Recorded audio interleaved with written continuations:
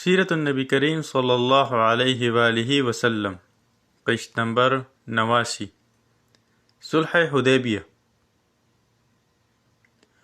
حدیبیہ پہنچ کر نبی کریم صلی اللہ علیہ وآلہ وسلم نے قریش کی طرف قاصد بھیجنے کا ارادہ فرمایا تاکہ بات چیت ہو سکے، کفار پر واضح ہو جائے کہ مسلمان لڑائی کے ارادے سے نہیں آئے بلکہ عمرہ کرنے کی نیت سے آئے ہیں۔ اس غرض کے لیے 2 یا 3 قاصد بھیجے گئے لیکن بات نہ بن سکی۔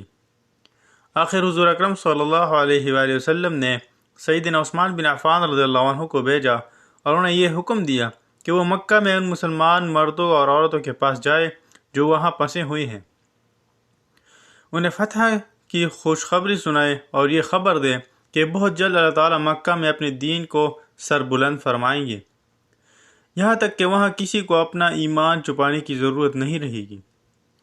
غرض آن حضرت صلی اللہ علیہ وآلہ وسلم کے حکم پر حضرت عثمان رضی اللہ عنہ مکہ کی طرف روانہ ہوئے۔ مکہ میں داخل ہونے سے پہلے سیدنا عثمان رضی اللہ عنہ نے ابان بن سعید کی پناہ لی، جو کہ اس وقت تک مسلمان نہیں ہوئے تھے، بعد میں مسلمان ہوئے۔ ابان بن سعید نے حضرت عثمان رضی اللہ عنہ کی پناہ منظور کر لی، انہوں نے حضرت عثمان رضی اللہ عنہ کو اپنے آگے کر لیا، خود ان کی پیچھے چلے تاکہ لوگ جان لے یہ ان کی پناہ میں ہیں۔ اس طرح عثمان رضی اللہ عنہ قریش مکہ تک پہنچے، انہیں رحمت عالم صلی اللہ علیہ وآلہ وسلم کا پیغام پہنچایا۔ جواب میں قریش نے کہا، محمد صلی اللہ علیہ وآلہ وسلم ہماری مرضی کے خلاف کبھی مکہ میں داخل نہیں ہو سکتے، ہاں تم چاہو تو بیت اللہ کا طواف کر لو۔ اس پر حضرت عثمان رضی اللہ عنہ نے جواب دیا، یہ کیسے ہو سکتا ہے کہ میں رسول اللہ صلی اللہ علیہ وآلہ وسلم کے بغیر طواف کر لوں؟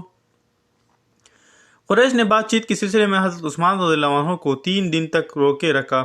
ایسی میں کسی نے یہ خبر اڑا دی کہ قریش نے حضرت عثمان رضی اللہ عنہ کو شہید کر دیا ہے۔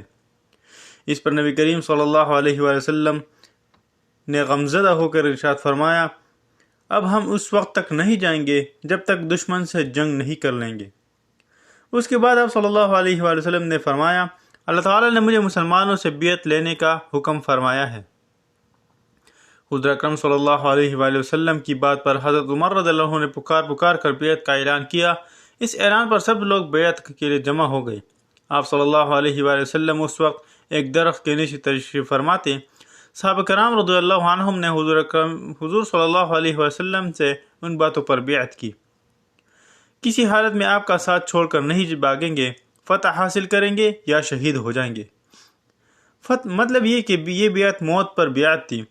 اس بیعت کی خاص بات یہ تھی کہ آپ صلی اللہ علیہ وسلم نے حضرت عثمان رضی اللہ عنہ کی طرف سے خود بیعت کی اور اپنا دایاں ہاتھ اپنے بائیں ہاتھ پر رکھ کر فرمایا، اے اللہ، یہ بیعت عثمان کی طرف سے ہے کیونکہ وہ تیرے اور تیرے رسول کے کام سے گئے ہوئے ہیں، اس لیے ان کی طرف سے میں خود بیعت کرتا ہوں۔ پھر 1400 صحابہ کرام رضی اللہ عنہم نے حضور اکرم صلی اللہ علیہ وسلم سے باری باری بیعت کی۔ بعد میں حضور اکرم صلی اللہ علیہ وآلہ وسلم کو اللہ تعالیٰ کی طرف سے یہ اطلاع مل گئی کہ حضرت عثمان رضی اللہ عنہ کو شہید نہیں کیا گیا بلکہ وہ زندہ ہے۔ اب صلی اللہ علیہ وآلہ وسلم نے اس موقع پر اعلان فرمایا، اللہ تعالیٰ نے ان لوگوں کی مغفرت کر دی جو غزوہ بدر اور حدیبیہ میں شریک تھے۔ اس بیعت کا ذکر اللہ تعالیٰ نے قرآن کریم میں ان الفاظ میں کیا ہے، اے پیغمبر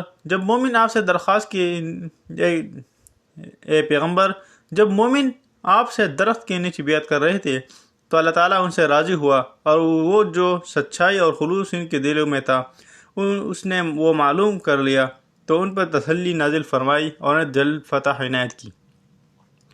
ادھر قریش کو جب موت کی اس بیعت کا پتہ چلا تو وہ خوفزدہ ہو گئے۔ ان کے عقل مند لوگوں نے مشورہ دیا کہ صلح کر لینا مناسب ہوگا۔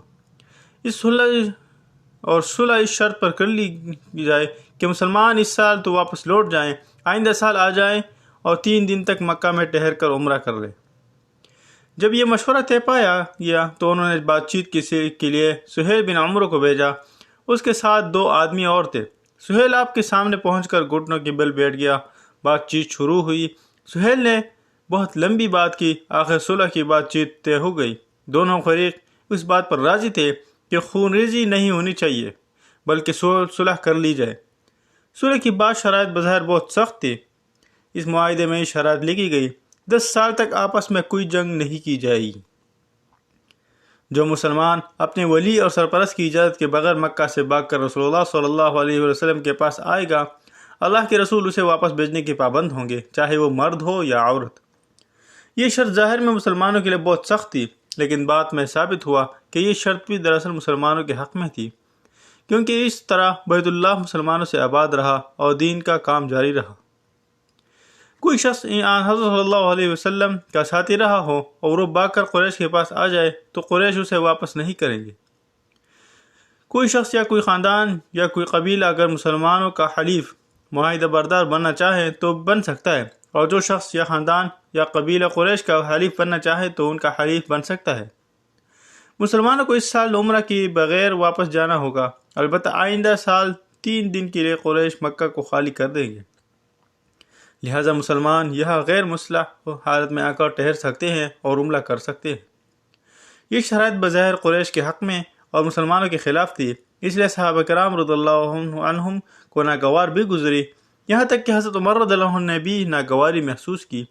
وہ سیدھے حضرت ابوبکر رضی اللہ عنہ کے پاس آئے اور بولے، ابوبکر، کیا حضور صلی اللہ علیہ وآلہ وسلم کے اللہ کے رسول نہیں ہیں؟ حضرت صدیق رضی اللہ عنہ نے فرمایا، بے شک حضور صلی اللہ علیہ وآلہ وسلم اللہ کے رسول ہیں۔ اس پر فاروق اعظم بولے، کیا ہم مسلمان نہیں ہیں؟ ابوبکر صدیق رضی اللہ عنہ نے فرمایا، بالکل ہم مسلمان ہیں۔ حضرت عمر رضی اللہ عنہ نے کہا، کیا وہ لوگ مشرک نہیں ہیں؟ حضرت ابوبکر صدیق رضی اللہ عنہ بولے، ہاں بے شک وہ مشرک ہے۔ اب حضرت عمر رضی اللہ عنہ نے فرمایا، تب پھر ہم ایسی شرائط کیوں قبول کریں جن سے مسلمان نیچے ہوتے ہیں؟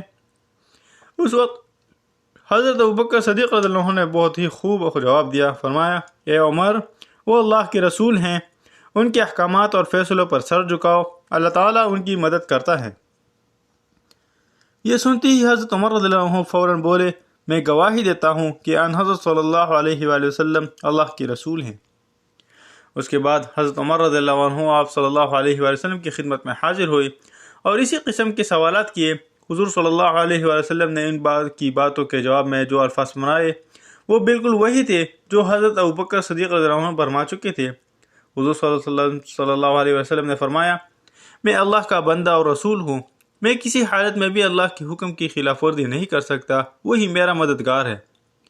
اسی وقت حضرت ابو عبیدہ بن جراح رضی اللہ عنہ بول پڑے، اے عمر، جو کچھ رسول اللہ صلی اللہ علیہ وآلہ وسلم فرما رہے ہیں، کیا تم اس کو سن نہیں رہے ہو؟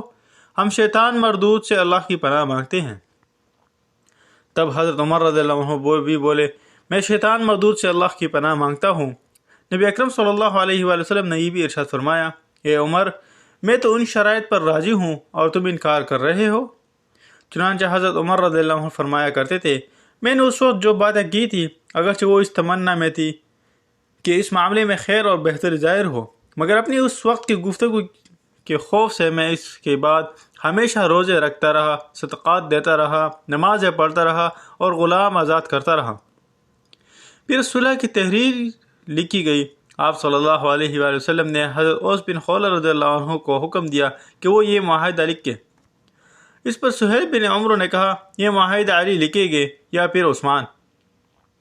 حضور صلی اللہ علیہ وآلہ وسلم نے حضرت علی رضی اللہ عنہ کو معاہدہ لکھنے کا حکم فرمایا اور فرمایا، لکھو بسم اللہ الرحمن الرحیم۔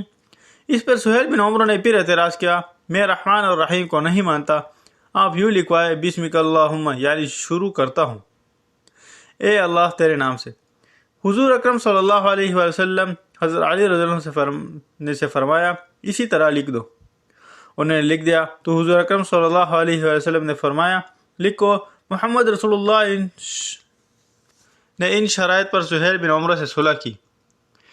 حضرت علی رضی اللہ عنہ لکھنے لگے، لیکن سہیل بن عمرو نے پھر اعتراض کیا، اگر میں یہ شہادت دے چکا ہوتا کہ آپ اللہ کے رسول ہیں تو پھر نہ تو آپ کو بیت اللہ سے روکا جاتا نہ آپ سے جنگ ہوتی، اس لیے یوں لکھیے محمد بن عبداللہ۔